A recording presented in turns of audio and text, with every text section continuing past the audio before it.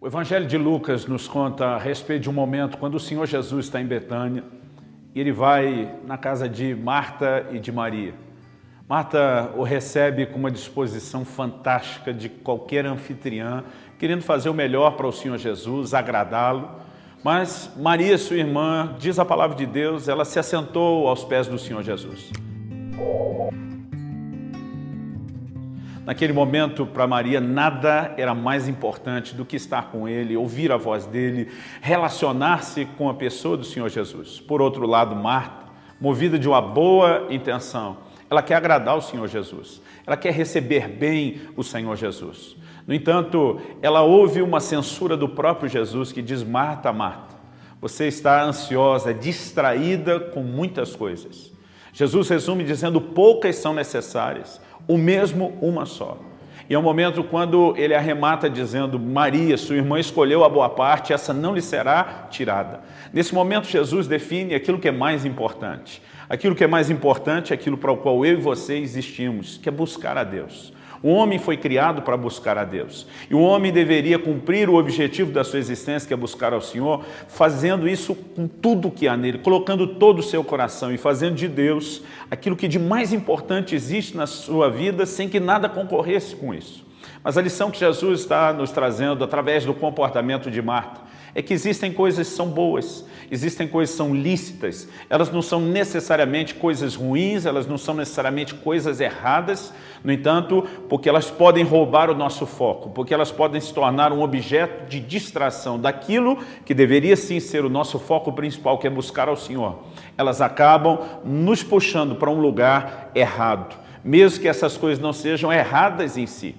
Por exemplo, em Êxodo, no capítulo 5, a palavra de Deus diz que quando Moisés vai até Faraó, com uma mensagem muito clara da parte de Deus: deixa meu povo ir para que me adore.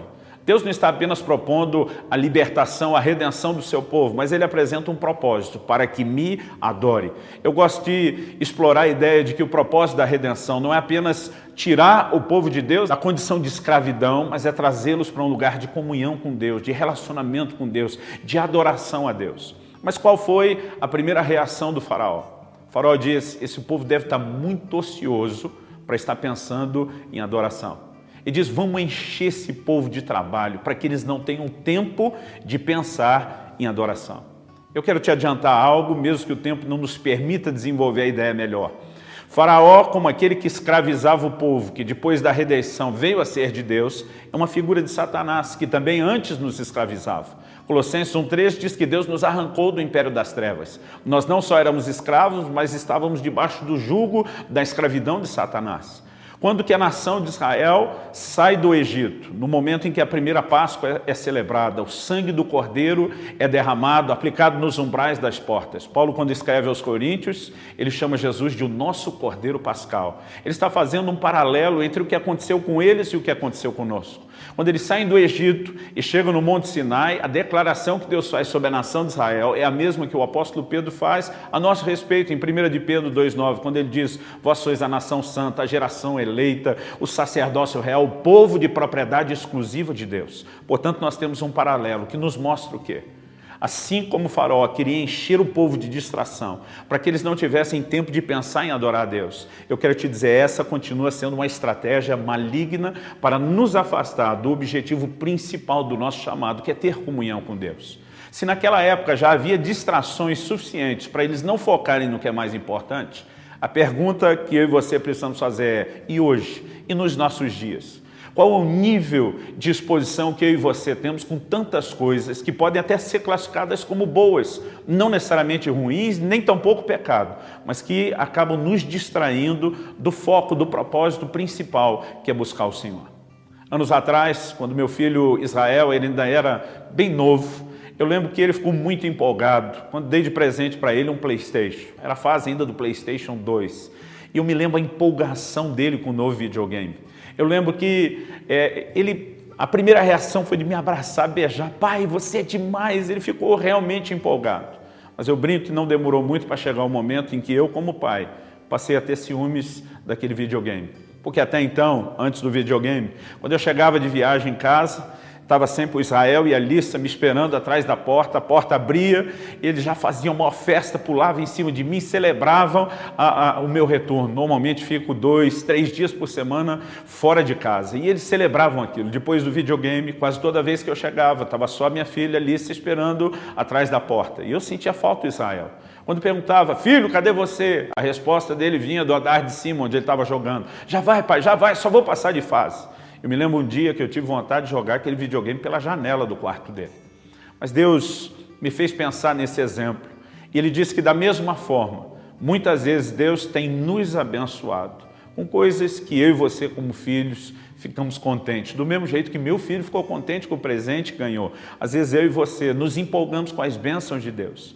Mas da mesma forma como meu filho passou a se distrair com aquele brinquedo, a ponto de deixar de dar atenção a quem deu o brinquedo. A pergunta é, será que eu e você não temos feito a mesma coisa com as bênçãos de Deus? Em Lucas 14, Jesus conta uma parábola e ele fala a respeito do reino de Deus e compara com alguém que deu um grande banquete. Mas quando chegou a hora da ceia e manda chamar aqueles que haviam sido convidados, eles começaram a dar desculpas. Um deles diz, eu comprei um campo e eu não posso ir. O outro diz, eu comprei algumas juntas de bois e eu preciso experimentá-las, eu não posso ir. O outro diz, eu me casei e eu não posso ir. Quando você olha o objeto da desculpa de cada um dos três, não havia nada de errado naquilo. Eram coisas boas, lícitas, talvez hoje a gente classificaria até como resposta de oração. Comprei uma propriedade. Quem de nós não queria ter uma aquisição a mais? Seja uma casa própria, né? Seja uma sede, uma estrutura para os negócios, qualquer tipo de aquisição. Nós íamos classificar isso como resposta de oração, como bênção de Deus. Mas o problema é que quando aquilo que eu e você classificamos como bênção e resposta de oração passa a se tornar uma desculpa que nos impede de atender o convite dele para o banquete. O banquete na Bíblia fala de intimidade, fala de comunhão. Quando eu e você nos apegamos àquilo que poderíamos rotular como bom, mas isso se torna uma desculpa para não respondermos ao chamado de Deus para estar em comunhão com Ele, eu quero te dizer, o que não era ruim em si mesmo, passou a estar nessa classificação agora porque se tornou uma distração. O outro disse, eu comprei 5 juntas de bois. Isso eram os tratores da época. Era a forma de aumentar a produtividade da terra. Aumentando a produtividade, é óbvio que a entrada de recurso material e financeiro como consequência viria. Hoje, se a gente falasse que o nosso trabalho, a capacidade de produção e, consequentemente, os nossos ganhos aumentaram, a gente ia dizer que isso é bom, nós iríamos classificar como bênção, talvez até como resposta de oração. Mas, de acordo com o que Jesus falou, se tornar uma distração para o nosso chamado maior, que é buscar ao Senhor, então, embora não seja ruim em si mesmo, passou a ocupar esse lugar. A terceira desculpa foi, casei-me, portanto não posso ir. O que o Senhor está falando? O casamento jamais poderia ser classificado como algo ruim, principalmente vindo da parte de Deus, que é quem criou essa instituição. Nós podemos olhar para ele e dizer, isso sim é uma bênção. Na minha vida, depois de conhecer o Senhor Jesus, o casamento foi a melhor coisa que me aconteceu, mas nem isso. Algo tão importante, criado por Deus, ideia de Deus, presente de Deus para o homem, deveria se tornar uma desculpa para que a gente não cumpra o propósito da nossa existência. O apóstolo Paulo diz em Atos 17, que Deus criou, através de um só homem, todas as raças e tribos dos homens para que o buscassem. Eu e você existimos para buscar a Deus. E nós não podemos permitir que aquilo que é a razão da nossa existência seja comprometido, quando no dia a dia nós vamos nos envolvendo com tantas coisas que passam a ser importantes, tão importantes, a ponto de desfocar eu e você do que deveria ser mais importante do que qualquer outra coisa, que é buscar o Senhor. Alguém disse com muita propriedade que uma das coisas boas das redes sociais atualmente é que o dia em que eu e você estivermos diante de Deus, nós não vamos ter desculpa para dizer que não tinha tempo para orar, que não tinha tempo para buscá-lo. Não estou aqui falando contra nenhum tipo de entretenimento, sou daqueles que amam entretenimento, desde que isso não venha de uma forma descompensada na minha e na sua vida, se tornando uma distração daquilo que é mais importante. Minha proposta ao seu coração é avaliar a sua própria vida, a sua relação com Deus. O que tem se tornado, talvez para você, uma distração que tem roubado o seu foco. Porque o que você deveria eliminar é a força que a distração tem e não a obsessão que a razão da sua existência, que é buscar ao Senhor, deveria causar no seu coração. Jesus ainda precisa ser aquele que é o mais importante na sua existência em toda a sua dedicação e empenho para conhecê-lo cada vez mais. Aqui concluo encorajando você não só nesse momento a questionar o que tem te distraído, mas a ter um momento breve, que seja, pelo menos a princípio de oração, clamando graça de Deus sobre a sua vida. Da minha parte, eu oro por você, eu te abençoo, para que você vença, supere todas as distrações e tenha uma relação cada vez mais profunda com Deus. Que o Senhor te abençoe.